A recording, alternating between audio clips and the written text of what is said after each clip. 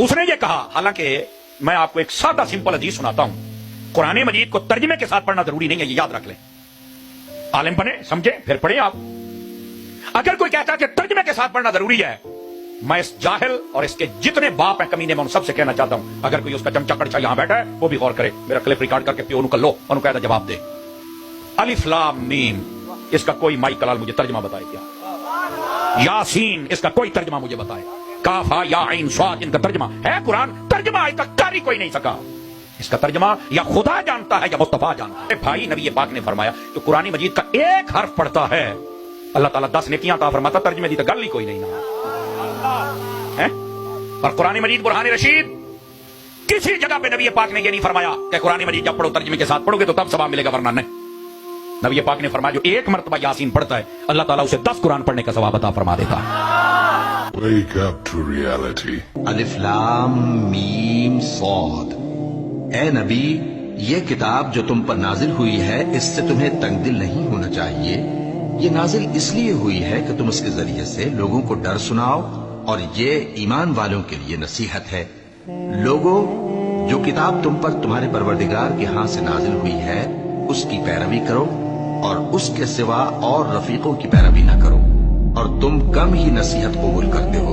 और कितनी ही बस्तियां हैं कि हमने तबाह कर डाली, जिन पर हमारा अजाब या तो रात में आता था जबकि वो सोते थे, या दिन को जब वो कैलूला यानी दोपहर को आराम करते थे। तो जिस वक्त उन पर अजाब आता था उनके मुंह से यही निकलता था कि हाय, हम अपने ऊपर जुल्म करते रहे।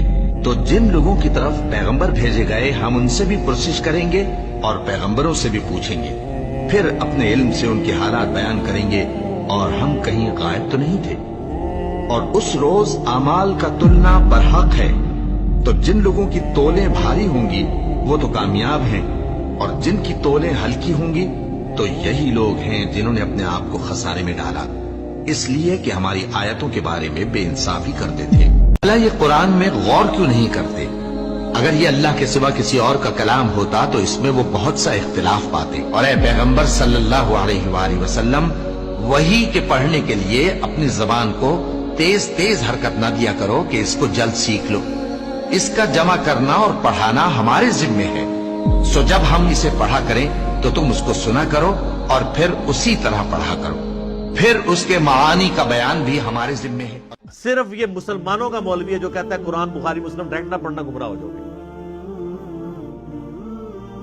क्यों? उसको पता है जो सदियों से हमने कहानियां कराई हैं ना, कुरान में वो कहानियां नहीं लिखी हुई। सब कॉन्टिनेंट में सूफिया को दाखिल हुए 1000 साल से ज्यादा गुजर चुका है, किसी सूफी ने कुरान का तर्जुमा नहीं किया। एक शाह वलीउल्लाह ने किया, वो भी गुमराह हो गए। पहले वो बाबों के और कब्रों के मानने वाले थे, कुरान का तर्जुमा किया तो वो दूसरी तरफ लग गए। इसीलिए महिला बुजुर्गों ने रिस्क नहीं लिया तर्जुमा करने का। बुखारी मुस्लिम का तर्जुमा नहीं किया। एक बंदे ने किया बुखारी मुस्लिम का तर्जुमा, अल्लामा वहीदुज़्ज़मान जो देवबंद के शेखुल हदीस थे, तर्जुमा करते ही अहले हदीस हो गए 1920 में। तो वैसे सियाने थे जिन लोगों ने तर्जमे नहीं होने दिए। जब उलमा तर्जमे करके गुमराह हो जाए तो हम तो वैसे ही पढ़ के होगी, यानी इन्वर्टेड काम हमें